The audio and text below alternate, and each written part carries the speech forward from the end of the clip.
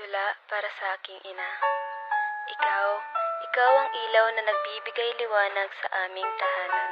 Na sa tuwing ako'y umiiyak, ikaw ang nagpapatahan.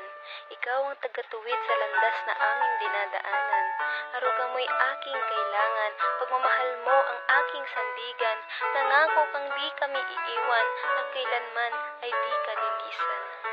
Ina, patawad kung ito'y aking naisulat. Ngayon ako'y unti-unting namulat. Sa lahat ng sakit, mga mata'y sinusubukang ipikit upang magdikit at luhay mawaglit.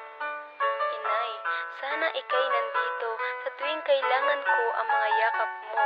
Pero ika'y nasaan? Iniwan kami sa kawalan. Wala man lang akong malapitan sa tuwing ako'y nahihirapan. Inay, hindi sapat na dahilan na ika'y nasaktan para kami ay iwan. At lalong di rin sapat na dahilan ang pagod para ikaw ay lumisan. Sa mundong to, pagmamahal daw ng ina ang di nagbabago. Pero para sa akin, sa mundong to, pagmamahal mo ang kulang sa aking pagkatao. Ngunit gayon pa man, ina, huwag kang mag-alala. Handa akong suportahan ka sa kung saan ka masaya. At nandito pa rin ako, umaasa na balang araw babalik ka at mabubuo ulit ang ating